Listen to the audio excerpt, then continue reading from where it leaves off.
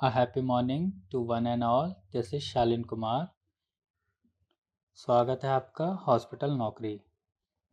आज हम बात करेंगे इन्फ्लामेशन एंड वुंड हीलिंग के बारे में. जैसा कि हमें पता है इन्फ्लामेशन क्या है. इन्फ्लामेशन 5 कार्डिनल साइंस से मिलके बना है, जिसमें क्या आता है? पेन, स्वेलिंग, टेंडरनेस, रेडनेस, ये सब मिलके क्या होता है? इन्फ्लामेशन होता है. तो आज हम MCQs के बारे में बात करेंगे जो बहुत इम्पॉर्टेंट है, जो कि एम्स, सफदरजंग, इन ESIC में आ चुके हैं. तो कुछ मल्टीपल चॉइस क्वेश्चन से हम स्टार्ट करेंगे आज. पहला क्वेश्चन है, an opening of surgical wound edges is called. तो सर्जिकल वुंड्स की एजेस की ओपनिंग जो होती है उसे क्या कहते हैं? ऑप्शंस हैं इसके. A wound evisceration, B wound rupture, C wound approximation, D wound dehiscence. तो पहला ऑप्शन है वुंड एविस्ट्रेशन. वुंड एविस्ट्रेशन का मतलब होता है रिमूव्ड आउट, किसी चीज अनवाइटलाइज्ड टिश्यू को रिमूव्ड आउट करना. जैसे कि आपका दो तरीके के वुंड होते हैं, ड्राई होता है और मॉइस्ट होता है. तो ड्राई वुंड अलग के एग्जांपल हम बाद में बताएंगे. और जो ये मॉइस्ट वुंड होते हैं होता है एब्डोमिनल कैविटी में. एब्डोमिनल कैविटी में कोई भी वुंड फॉर्मेशंस हो रहा है, उसमें क्या कर रहे हैं, हम अनवाइटलाइज टिश्यू को हटा रहे हैं. अनवाइटलाइज मतलब जो इंपॉर्टेंट नहीं है, वहाँ गैंग्रीन हो चुकी है, वो चीज़ सड़ चुकी है, तो उसे एविस्ट्रेशन करना यानी रिमूव्ड आउट करना कहलाता है वुंड एविस्ट्रेशन. तो ये आंसर इसका नहीं होगा. बी है वुंड रप्चर. वुंड रप्चर क्या हो रहा है? इसे हम कह सकते हैं कि कोई भी कुटेनियस वुंड है वो रप्चर हो रहा है. कब? हीलिंग के दौरान. किस वजह से होता है वो? स्किन में स्ट्रेचिंग की वजह से, या फिर वुंड में किसी भी इनकैपेबिलिटी की वजह से हो रहा है. तो वुंड रप्चर भी इसका आंसर नहीं होगा. सी है वुंड अप्रॉक्सीमेशन. वुंड अप्रॉक्सीमेशन का मतलब क्या है? कोई भी प्राइमरी इंटेंशन, यानी जब वुंड हीलिंग की प्रोसेस शुरू होती है तो पहला पॉइंट क्या आता है? Primary intention. यानी जो हीलिंग हो रही है वुंड में, उसमें क्या हो रहा है, जो वुंड की एजेस है वो आराम से फिट हो रही है, स्नगली. स्नगली का मतलब क्या है? कंफर्टेबली उसमें एजेस फिट हो रही हैं. तो इसका आंसर ये भी नहीं है. लास्ट ऑप्शन हमारा D wound dehiscence. Wound dehiscence का मतलब क्या होता है? वुंड डेहिसेंस क्या है? एक सर्जिकल कॉम्प्लिकेशन है. इसमें क्या होता है? सर्जिकल इंसिजन के द्वारा वुंड रप्चर हो जाता है. तो N opening of surgical wound is called wound dehiscence, यानी घाव का टूटना. तो सर्जिकल कॉम्प्लिकेशन क्या है? जब भी कोई सर्जिकल चीरा लगता है, उसके घाव के बाद क्या है, उस सर्जिकल चीरा के लगने के दौरान जो घाव में क्या हो रहा है, टूट जा रहा है, उसे क्या बोलते हैं? वुंड डेहिसेंस बोलते हैं. तो इसका आंसर सही क्या है? डी वुंड सही डेहिसेंस.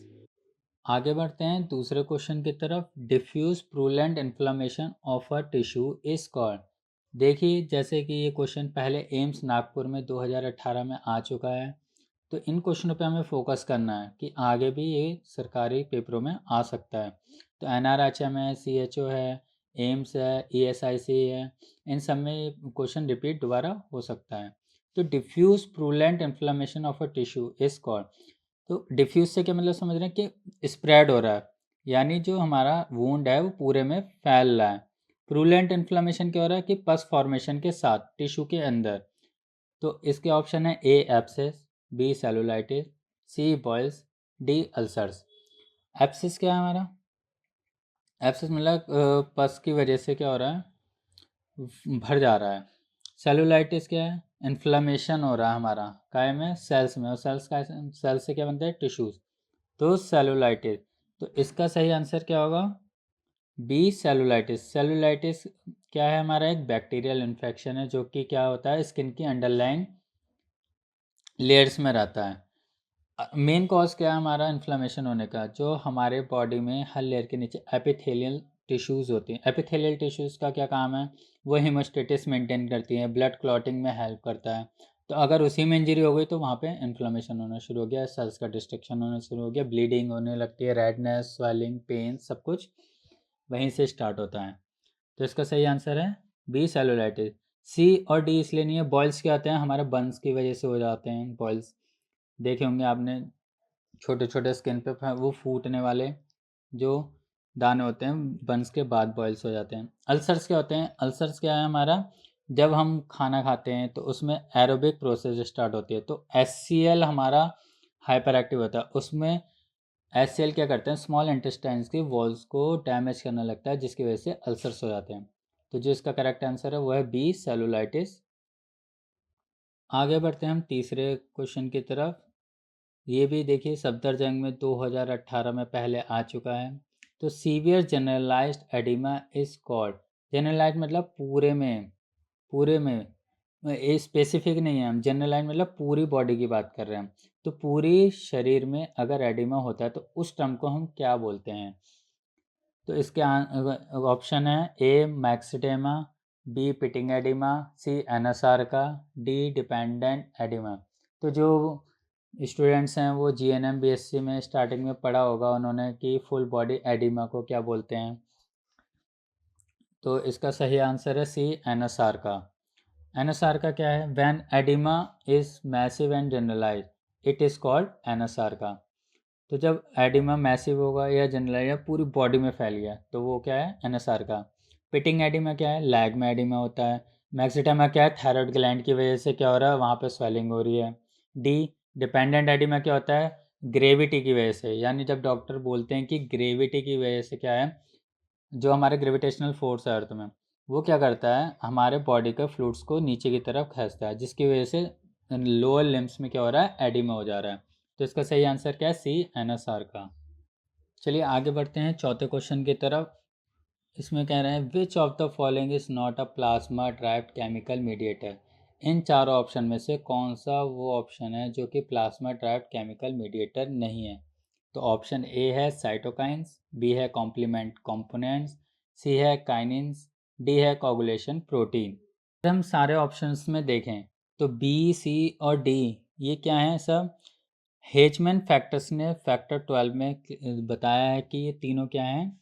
क्लॉटिंग फैक्टर्स आते हैं। तो एकमात्र ऑप्शन बचता है हमारा ए, साइटोकाइंस। साइटोकाइंस क्या है? एक any another number of substance, कुछ भी हो सकता है जो कि सीक्रेट होता है सर्टेन सेल्स में हमारे इम्यून सिस्टम की वजह से, जो कि इफेक्ट करता है हमारे अदर सेल्स को।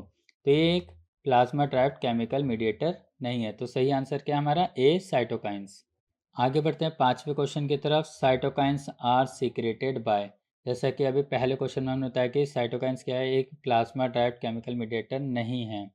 तो ये कहाँ से सीक्रेट होता है? तो हम अगर डीपली पढ़ें इसे सेल्स में और वहाँ पे वूंड हीलिंग प्रोसेस में, तो अच्छे से हमें पता चलेगा कि इसकी पूरा सेल्स का अगर एनाटॉमी फिजियोलॉजी हम पढ़ने लगे तो हमें एक एक चीज़ क्लियर होती रहेगी। तो अब WBC का पार्ट क्या होता है? वाइट ब्लड सेल्स क्या करते हैं? लिम्फोसाइट्स होते हैं, न्यूट्रोफिल्स होते हैं। और एंडोथेलियल सेल्स क्या करते हैं? हमारा मेन रोल्स करते हैं क्लॉटिंग फैक्टर्स में। तो इसका तीनों आंसर सही है, यानी डी होगा, ऑल ऑफ द अबव। आगे देखते हैं सिक्स्थ क्वेश्चन। सिक्स्थ क्वेश्चन है हमारा विच of the following increase vascular permeability during acute inflammation. तो इनमें से कौन सा एक्यूट इन्फ्लेमेशन में इंक्रीज करता है वैस्कुलर परमिएबिलिटी को? यानी वैस्कुलर परमिएबिलिटी क्या है हमारा? वैस्कुलर परमिएबिलिटी क्या करता है? ब्लड वेसल्स में कैपेसिटी, यानी वो कैपेसिटी जो कि फ्लो करती है अदर स्मॉल मॉलिक्यूल्स को। कोई हमारे ब्लड वेसल्स है उसमें इतनी परमिएबिलिटी आ जाए कि हमारे जो बाहर के स्मॉल मॉलिक्यूल्स हैं जैसे कि drugs, nutrients, water and ion, वो आके उसमें एब्जॉर्ब हो जाएं, तो वो बढ़ाती है। तो उसे क्या बोलते हैं हम? Vascular permeability. तो इसका ऑप्शन है A histamines, B cytokines, C AFB, D both A and B. तो इसका सही आंसर क्या होगा? Both A and B. Histamine और साइटोकाइंस क्या करते हैं हमारे? ये प्लाज्मा टाइप मीडिएटर में C3A जो कि हमारे बॉडी में मास्ट सेल्स होते हैं उसके द्वारा क्या होता है? हिस्टामिन रिलीज होता है। ठीक है, मास्ट सेल क्या करता है? C3A के जरिए हिस्टामिन रिलीज को ज़्यादा उत्तेजित करता है, जिसकी वजह से वैसोडायलेशन उत्पन्न होता है।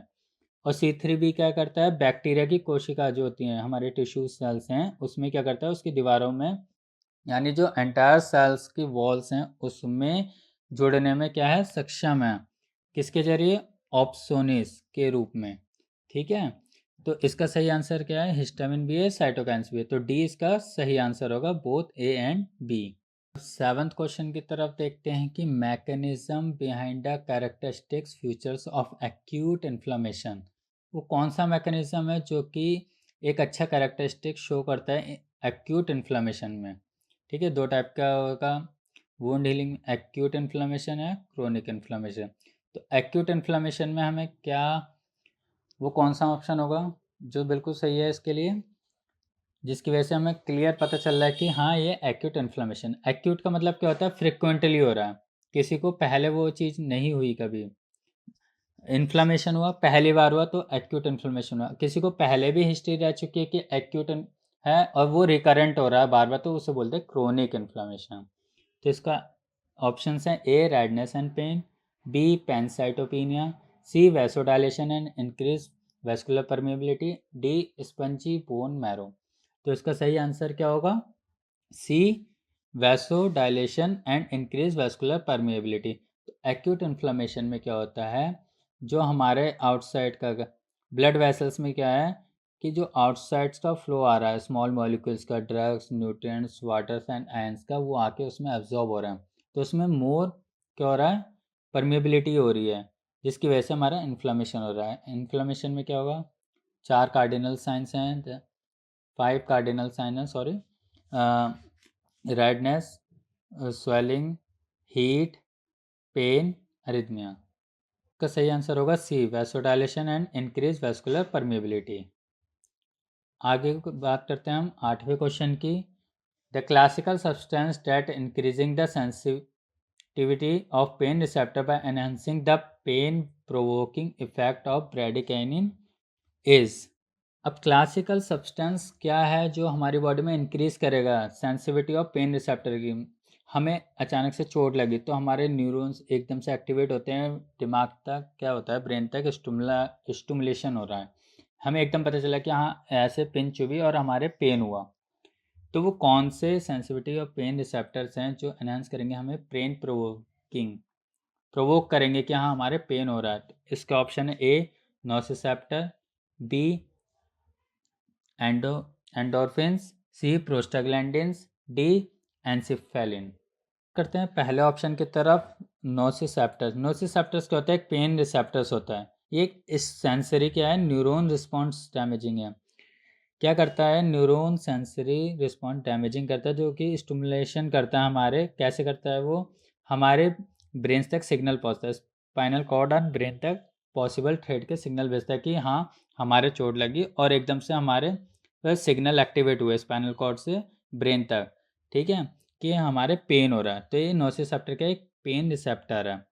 B endorphins. एंडोर्फिन्स क्या है, केमिकल प्रोड्यूस है, ये क्या केमिकली प्रोड्यूस होता है बॉडी में, जो कि रिलीफ करता है स्ट्रेस और पेन को। ये एज अ वर्क क्या करता है, ओपियोइड्स का वर्क करता है, तो ये भी इसका आंसर नहीं होगा। सी है प्रोस्टाग्लैंडिन। अब प्रोस्टाग्लैंडिन क्या है, हाई लेवल अगर प्रोस्टाग्लैंडिन का होता है और वो ज़्यादा मात्रा में प्रोड्यूस हो रहा है, तो इससे क्या हो रहा है, इंजरी या इन्फेक्शन हो रहा है, या फिर क्या कॉज क्या कर रहा है, इन्फ्लामेशन कर रहा है, ठीक है। तो इसमें हमें एसोसिएटेड सिम्टम्स ईजिली शो होते हैं, जिसमें रेडनेस, स्वेलिंग, पेन और फीवर दिख रहा है। तो ये हमारी नॉर्मल बॉडी हीलिंग प्रोसेस के लिए बहुत इंपॉर्टेंट है। तो प्रोस्टाग्लैंडिन्स हेल्प करता है हमारे, किस चीज़ में हेल्प करता है, ये सेंसिटिविटी ऑफ पेन रिसेप्टर्स में काम करता है, जिससे हमें ईजिली पेन प्रोवोकिंग इफेक्ट का पता चलता है, कैसे, प्रेडिकाइनिन से। तो इसका 8वें का सही आंसर क्या होगा, सी प्रोस्टाग्लैंडिन। और ये डी वाला क्यों नहीं होगा, एंसिफेलिन। एंसिफेलिन क्या करता है, ये भी एक केमिकली अकरिंग होता है जो ब्रेन तक जाता है, उसमें क्या करता है, हमारे मोर्फिन को स्टिमुलेट करता है, इफेक्ट कर रहा है वो वहाँ पे। सही आंसर क्या है, सी प्रोस्टाग्लैंडिन। आगे बढ़ते हैं हम 9वें क्वेश्चन की तरफ। ये भी एम्स में 2019 में आया है, तो पढ़ेंगे हम इसे।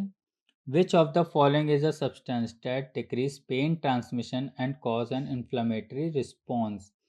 जैसे 8वें क्वेश्चन में कह रहा था कि पेन प्रोवोकिंग कौन सा होगा, कौन सा क्लासिकल सब्सटेंस होगा। अब इस क्वेश्चन में कह रहा है वो कि कौन सा सब्सटेंस है जो डिक्रीज करेगा पेन को ट्रांसमिशन होने में और कॉज करेगा इन्फ्लेमेटरी रिस्पॉन्स में। तो इसके ऑप्शन है सब्सटेंस पी, बी एंडोर्फिन, सी प्रोस्टाग्लैंडिन, सी हिस्टामिन। अभी आपको ऊपर वाले क्वेश्चन में बताया था प्रोस्टाग्लैंडिन के बारे में, नोसिसेप्टर के बारे में, एंडोर्फिन के बारे में, एंसिफेलिन के बारे में। तो इसका सही आंसर क्या होगा? बी, एंडोर्फिन के बारे में। एंडोर्फिन क्या है? ये क्या करता है? केमिकली प्रोड्यूस होता है हमारी बॉडी में, जो कि रिलीव करता है स्ट्रेस और पेन को। तो ध्यान से देखिएगा, क्वेश्चन में कोई कन्फ्यूजन हो। इसमें कह रहा है डिक्रीज पेन हो रहा है, तो इसका आंसर क्या होगा? B, endorphin. और अगर वो कह रहा है कि प्रोवोक कर रहा है हमारे पेन को, तो ऊपर 8वें क्वेश्चन में आपने देखा है, तो उसका क्या होगा? प्रोस्टाग्लैंडिन, जो हेल्प करता है हमारे नॉर्मल बॉडी के हीलिंग प्रोसेस को।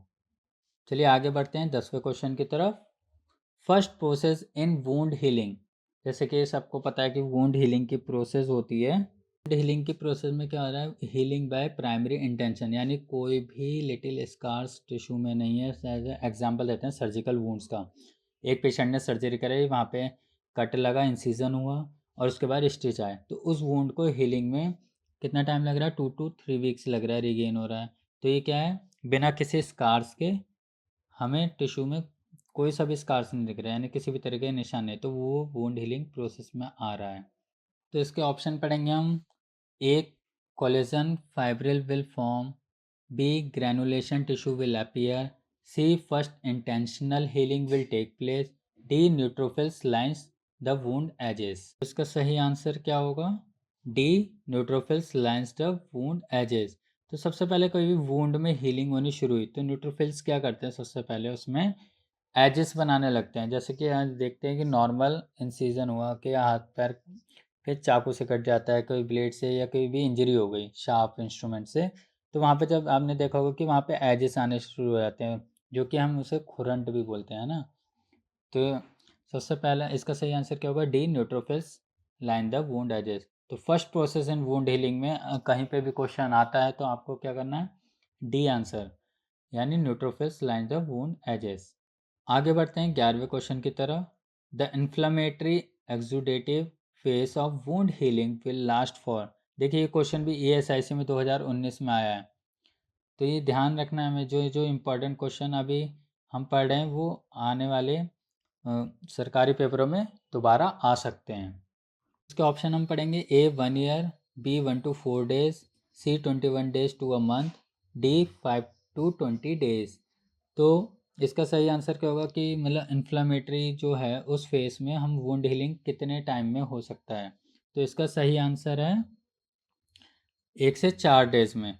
कोई भी इंजरी होती है तो वो जब वो वुंड हीलिंग प्रोसेस पे आती है, तो क्या होता है? वो 1 से 4 दिन में हील होना शुरू होता है। ठीक है। तो जो इन्फ्लामेटरी फेस है वुंड हीलिंग में, वो क्या होता है? ऑनसेट क्या है उसका? 1 डे से शुरू है। ऑनसेट का मतलब क्या है? कब से स्टार्ट हो रहा है वुंड हीलिंग, यानी फ्रॉम 1 डे टू डे 4 तक होता है। तो healing action in this stage include clot formation to arrest bleeding. तो इसमें जब हीलिंग प्रोसेस शुरू हो रही है तो इसमें क्या है? क्लॉट फॉर्मेशन शुरू हो रहा है। अब क्लॉट फॉर्मेशन होते कैसे है? जैसा कि पहले आप सबने पढ़ रखा होगा कि एंडोथेलियम एंडोथेलियम्स लेयर का क्या काम होता है? इसमें क्या करते हैं? वो क्लॉटिंग फैक्टर में हेल्प करता है। अगर एंडोथेलियम सेल या लेयर्स क्या है पूरी इंजर्ड हो जाए बॉडी में कहीं पे भी, तो क्या होता है? वहाँ पे क्लॉटिंग फैक्टर नहीं होता। तो जब एंडोथेलियम सेल्स क्या करता है? हीलिंग करता है, क्लॉट फॉर्मेशन में हेल्प करता है, अरेस्ट कर रहा है, ब्लीडिंग को अरेस्ट कर रहा है। जो इन्फ्लेमेटरी सेल्स हैं उस वुंड के साइड पे उसे क्या करता है? माइग्रेशन कर रहा है, यानी उसे हटा रहा है वहाँ से। और क्या कर रहा है? बैक्टीरिया को न्यूट्रलाइज कर रहा है। वो कैसे करते हैं? WBC सेल्स में मैक्रोफेजेस होते हैं जो कि एनगल्फ कर लेते हैं वहाँ के आउटसाइड बैक्टीरिया को। ठीक है। तो from first day to 4 days क्या है? इसका ऑनसेट पीरियड है। तो कहीं भी क्वेश्चन आए कि inflammatory exudative phase of wound healing will last for 1 to 4 days. आगे बढ़ते हैं 12वें क्वेश्चन की तरफ। Surgical creating an opening into an organ or space in the body by a sharp instrument is called.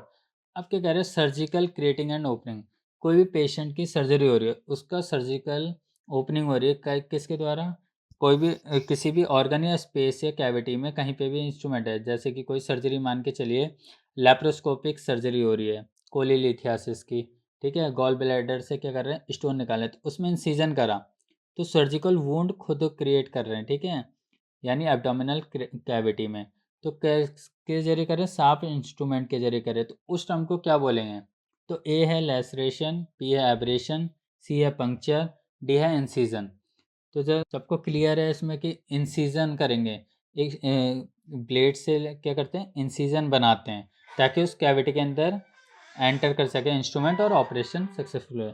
Laceration क्या होता है, जब भी कोई रोड ट्रैफिक एक्सीडेंट होता है तो व्हीकल्स में या कोई हैवी मशीनरी में क्या आता है, हमारी बॉडी का कोई सा भी पार्ट उसमें चला जाता है जिसकी वजह से इंजरी हो जाती है। जैसे किसी का हेयर चले गए मशीन में तो उसकी वजह से क्या है, ओपन वुंड हो गया पूरा, हेड इंजरी हो गई, हाथ कट गया पूरा, तो वो लेसरेशन है।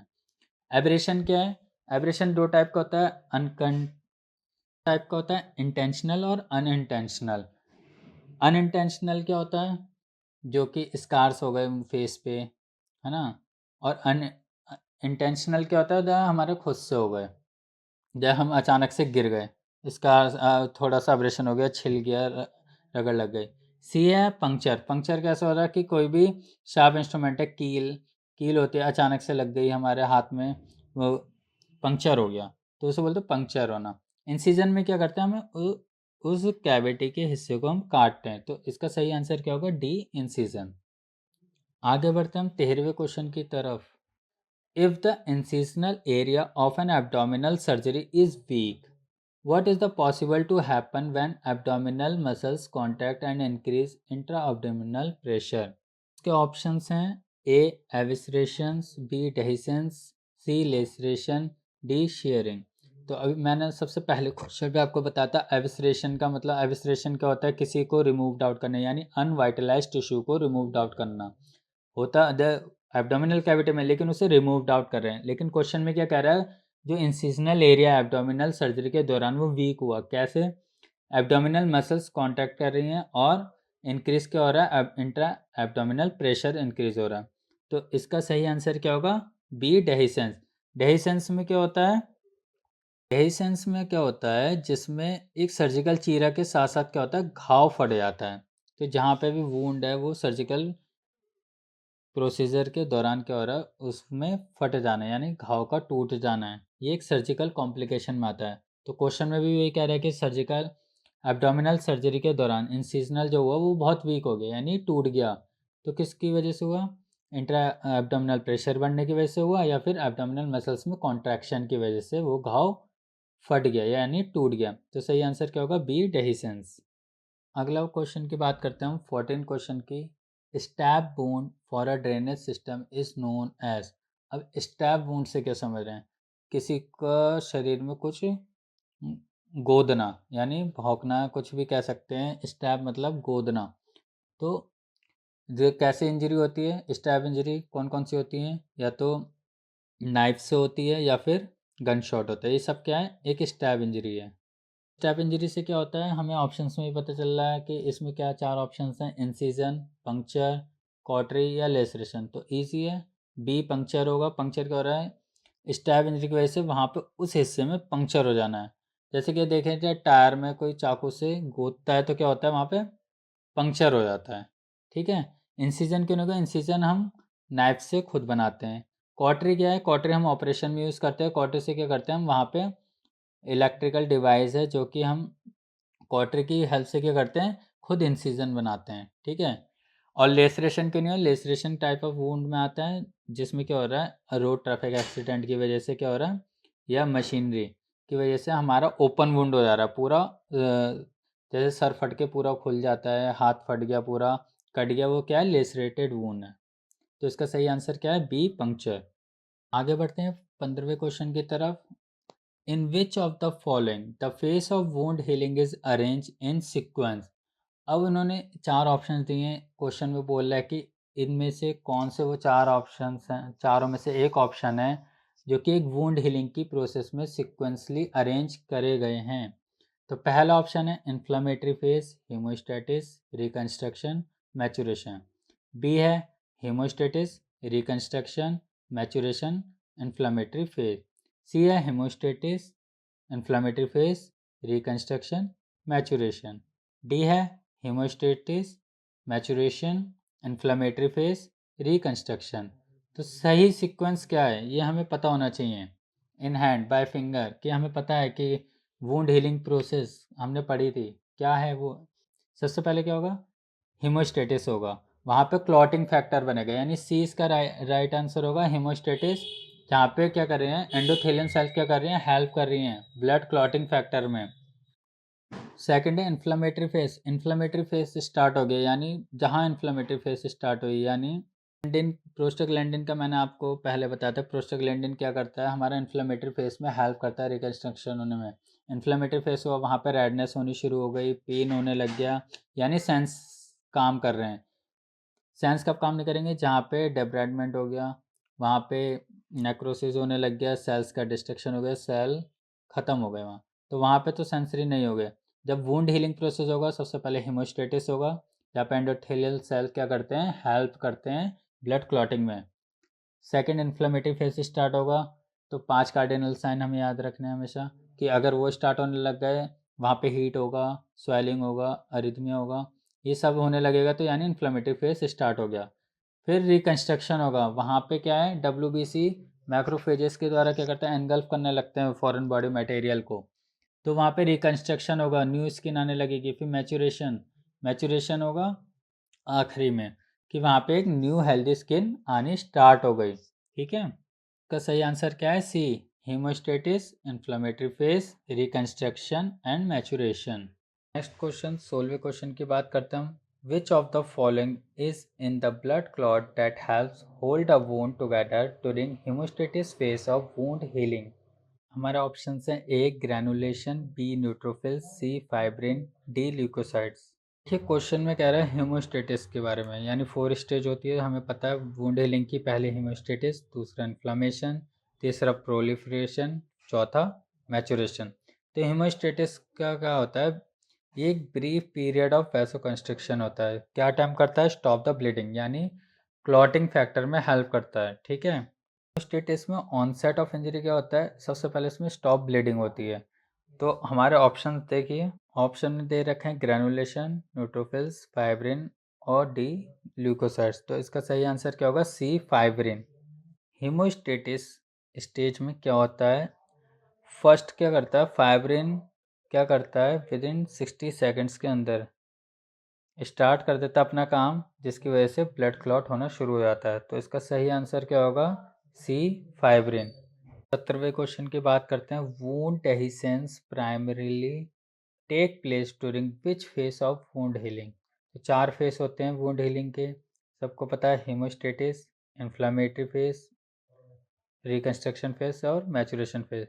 तो सही आंसर क्या होगा हमारा, डी, रिकंस्ट्रक्शन फेस। सेंस का मतलब मैंने बताया था कि इसमें क्या हो रहा है, वुंड का टूटना, यानी जो भी घाव है वो टूट जा रहा है, किसकी वजह से, सर्जिकल कॉम्प्लिकेशन में आता है, जिसमें एक सर्जिकल चीरा लगा रहे हैं, जिसकी वजह से घाव फट जाता है। तो जब उसमें क्या होगा, फिलिंग होने लगेगी, कॉन्ट्रैक्शन होने लगेगा, कवरिंग होने लगेगी एपिथेलियल लेयर की, तो उसमें क्या हो रहा है, रिकंस्ट्रक्शन हो रहा है। तो इसका सही आंसर क्या है, डी, रिकंस्ट्रक्शन। आगे बढ़ते हैं 18वें क्वेश्चन की तरफ। Overgrowth of a collagenous scar tissue at the site of the wound is known as. Overgrowth हो रहा है कोलेजिनस स्कार टिश्यूज में, कहाँ हो रहा है, वुंड की साइड में, तो उसे क्या बोलेंगे, ए ग्रैनुलेशन, बी कैलॉइड, सी हेमाटोमा, डी सेलुलॉइड। तो इसका सही आंसर क्या होगा, सी, बी कैलॉइड। इसका ए नहीं होगा, ग्रैनुलेशन। ग्रैनुलेशन में क्या होता है, जो कि साइट ऑफ टिश्यूज है उसमें क्या होता है, पिंक और रेड कलर्स हो रहा है। हेमाटोमा क्या है, वहाँ पे ऑलरेडी ब्लड भर चुका है, उस टर्म को बोलते हैं हेमाटोमा। सही आंसर है बी, केलॉइड। 19वें क्वेश्चन की बात करते हैं हम। The term applied for the fluid cells or other substance that are slowly discharge from cells or blood through small pores or breaks in cell membrane. तो question में कह रहा है वो कौन सी टर्म अप्लाई करेंगे, जिसमें क्या हो रहा है, fluid cells or other substances क्या हो रहे हैं, स्लोली स्लोली डिस्चार्ज हो रहे हैं। कहाँ से, सेल्स और ब्लड से। कहाँ पे, स्मॉल पोर्स में, जो कि हमारे सेल्स मेम्ब्रेन में ईजिली शो दिखते हैं। ठीक है, तो उस टर्म्स को क्या बोलते हैं, ऑप्शन हैं, ए एक्सुडेट, बी पस, सी इन्फिल्ट्रेट, डी सीक्रेशन। तो इसका सही आंसर क्या होगा, ए एक्सुडेट। एक्सुडेट का मतलब क्या होता है, जो भी फ्लूइड इन्वॉल्व हो रहा है काय में, इन्फ्लेमेटरी एडिमा में, उसे क्या बोलते हैं, एक्सुडेट। 4 टाइप का होता है, सीरस एक्सुडेट, जिसमें क्या होता है वाटर लैक्स एक्सुडेट होता है जो कि माइनर इंजरी में दिखता है। बी है फाइब्रिनस एक्सुडेट जिसमें कंटेन होता है फाइब्रिन। सी है प्रूलेंट एक्सुडेट जिसमें पस होता है, यानी क्रीमी वाइट एक्सुडेट हमें शो हो रहा है कहाँ से, डेड न्यूट्रोफिल से, जिसके अंदर क्या पाया जाएगा, बैक्टीरियल इन्फेक्शन पाया जाएगा।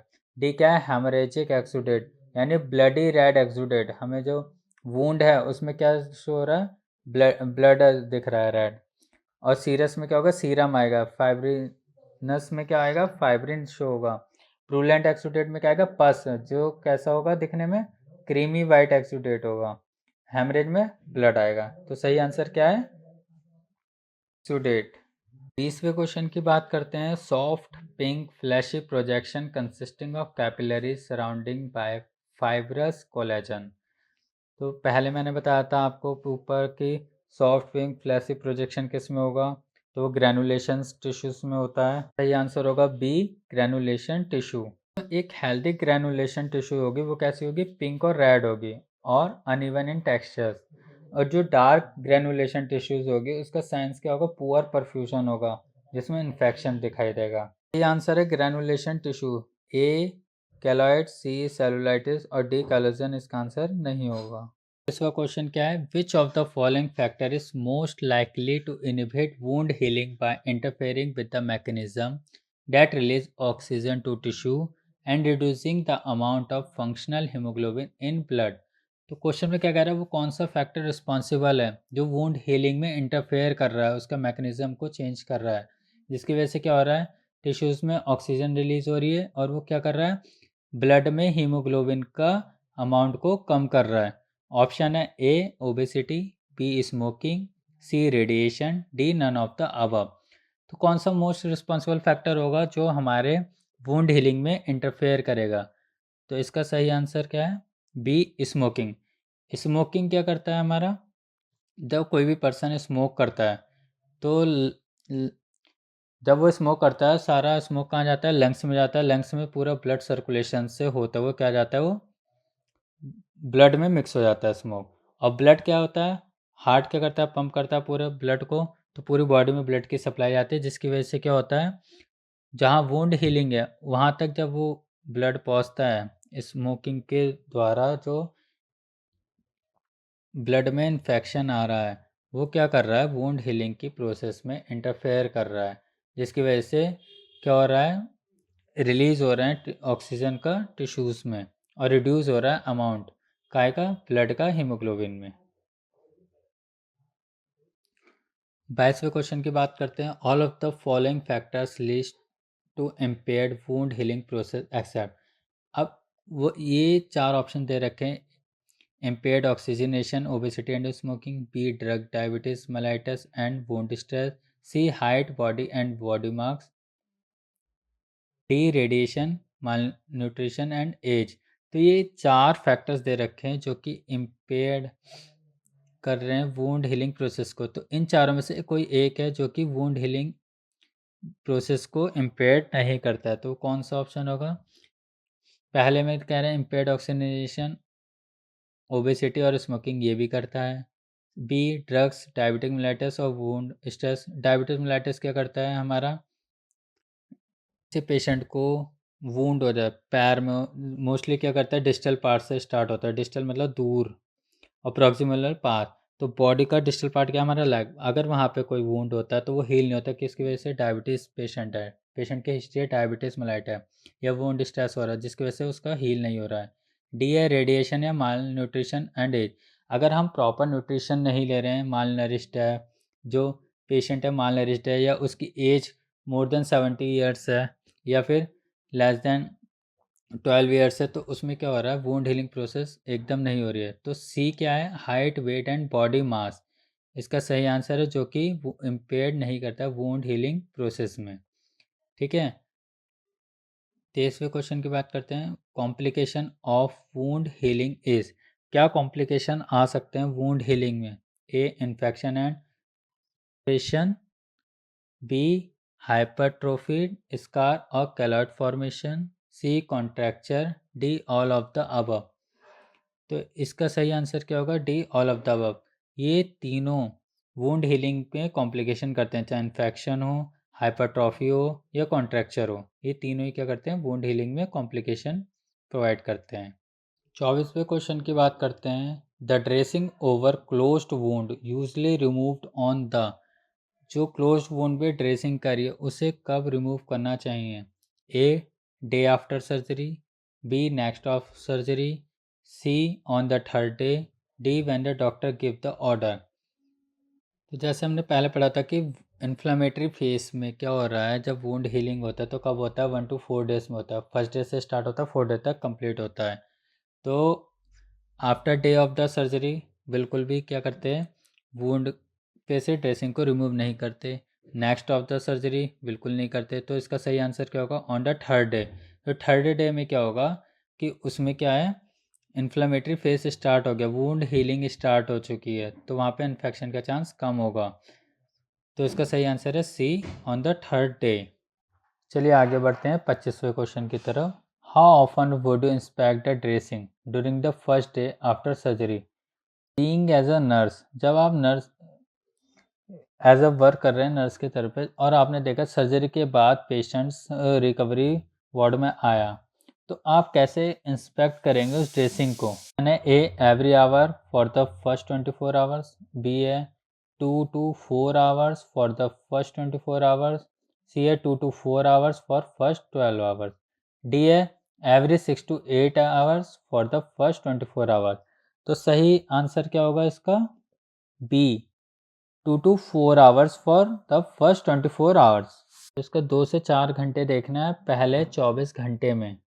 क्यों देखना है इसे, कि जब सर्जरी के बाद पेशेंट रिकवरी में आया तो क्या हो रहा है, उसमें किसी भी तरीके का लीकेज तो नहीं आ रहा। सोकिंग देखना है कि जो गॉस पीस वहाँ ड्रेसिंग के लगे हैं उसमें कितना सोकेज आ रहा है, ब्लीडिंग बाहर तो नहीं आ रही। आंसर है B 2 to 4 hours for first 24 hours. Confuse मत होइएगा कि सी में 2 to 4 आवर्स ही है, तो टाइमिंग जरूर देख लीजिएगा, 24 आवर्स की बात कर रहा है, 12 आवर्स का नहीं। तो सही आंसर बी होगा। आगे बढ़ते हैं 26वें क्वेश्चन की तरफ। All of the following are evidence of an infection except, question में कह रहा है एक्सेप्ट की बात कर रहा है। इन चारों ऑप्शंस में से एक ऑप्शन ऐसा है जो कि इन्फेक्शन नहीं करता है, ठीक है, एक्सेप्ट का ध्यान रखिएगा। तो ए ऑप्शन है एलिवेटेड WBC, बी है प्रूलेंट ड्रेनेज, सी है प्राइमरी इंटेंशन, डी है इंक्रीज ल्यूकोसाइड्स। तो इसका सही आंसर क्या है, प्राइमरी इंटेंशन। प्राइमरी इंटेंशन क्या है, फर्स्ट प्रायोरिटी में आता है वुंड हीलिंग में प्राइमरी इंटेंशन, जो क्या करता है, हेल्प करता है वुंड हीलिंग में। ए ऑप्शन है एलिवेटेड WBC, अगर WBC काउंट से एलिवेट होंगे तो पेशेंट ऑलरेडी इन्फेक्शन है।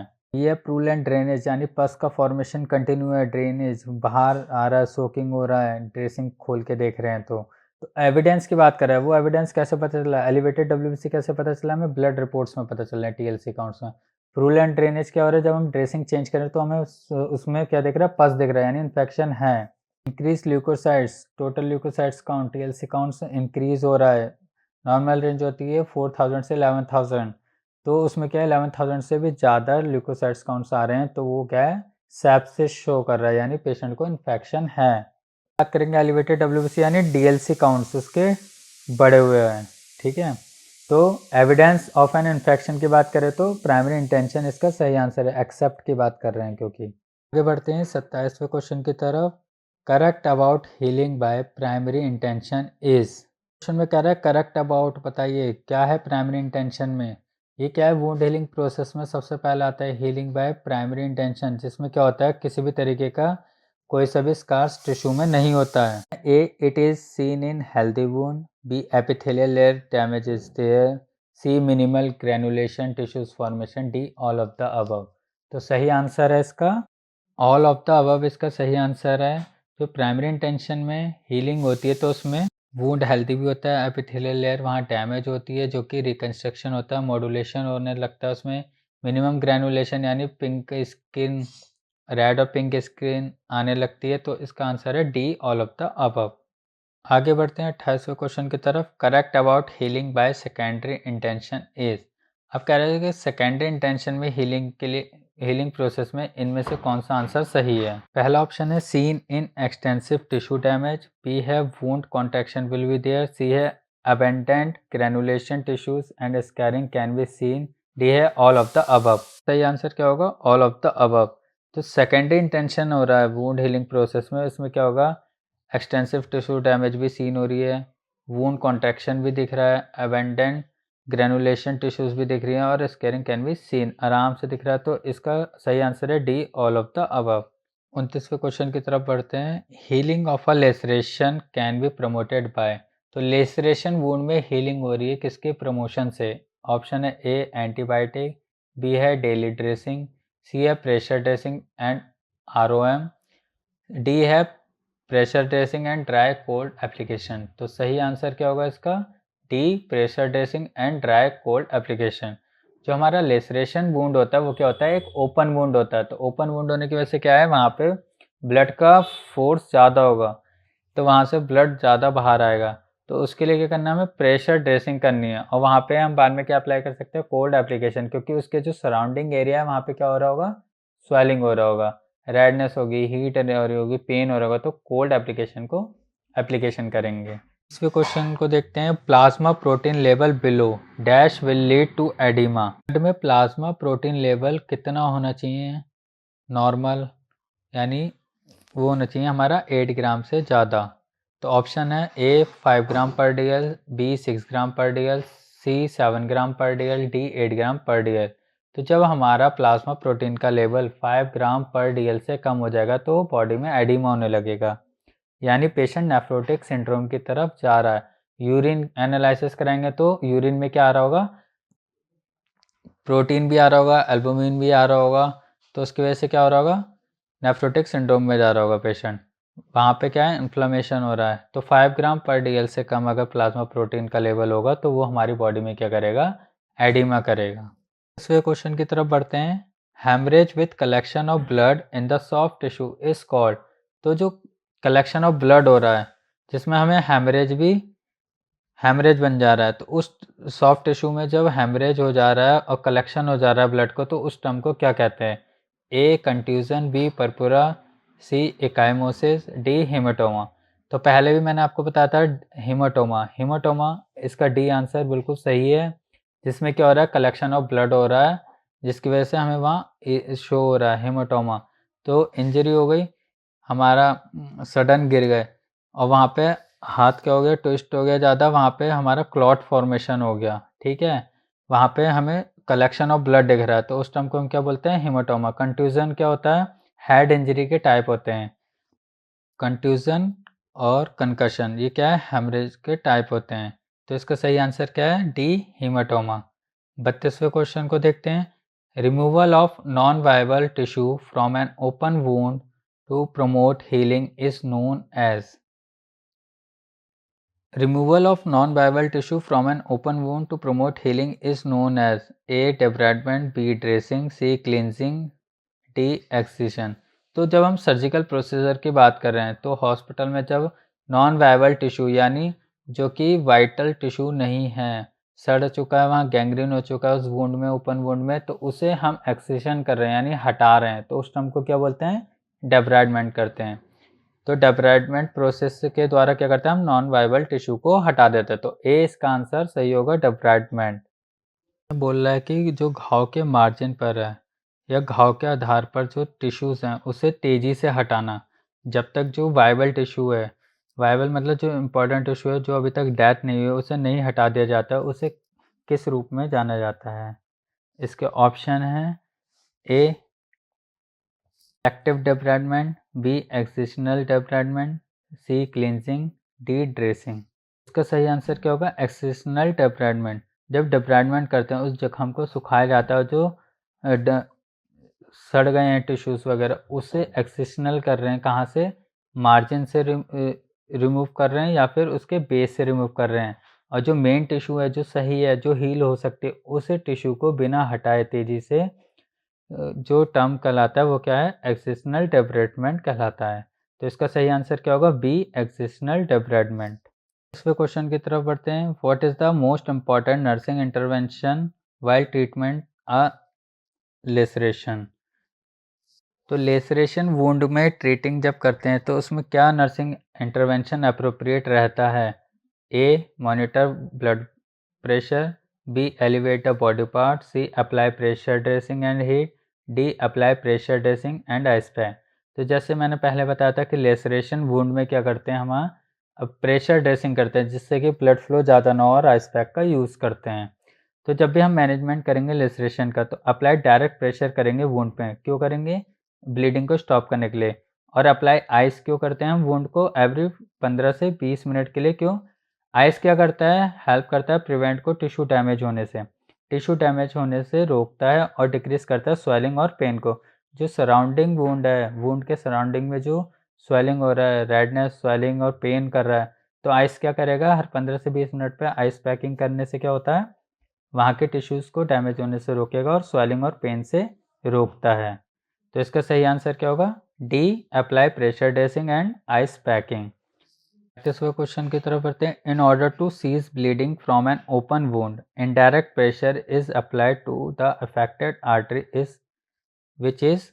तो किसी का अगर पैर मशीनरी में आ गया और वो लेसरेटेड हो गया, वहाँ से पैर 2 हिस्सों में टूट चुका है, यानी वहाँ पे जो ओपन वुंड है वहाँ पे ब्लीडिंग हो रही है, किससे भी प्रेशर दे लीजिए तो वहाँ पे ब्लीडिंग नहीं रुकती। तो क्वेश्चन में कह रहा है कि जो ब्लीडिंग को रोकने के लिए क्या करना है? इनडायरेक्ट प्रेशर अप्लाई कर रहे हैं। तो जो भी वहाँ की अफेक्टेड आर्टरी है उसमें कौन सा इनडायरेक्ट प्रेशर करते हैं? तो ऑप्शन है A. Distal to the wound, B. Proximal to the wound, C. Lateral to the wound, D. Medial to the wound. तो सही आंसर क्या होगा? B. Proximal to the wound. Proximal मतलब पास में, डिस्टल मतलब दूर। तो जो वुंड के बिल्कुल अफेक्टेड आर्टरी है तो उसी के वुंड के पास में क्या करेंगे? हम वुंड को वहाँ पे आर्टरी से क्लैम्प करेंगे। तो सही आंसर होगा proximal to the wound. Proximal मतलब पास में, डिस्टल मतलब दूर। तो इसका सही आंसर है B. Proximal to the wound.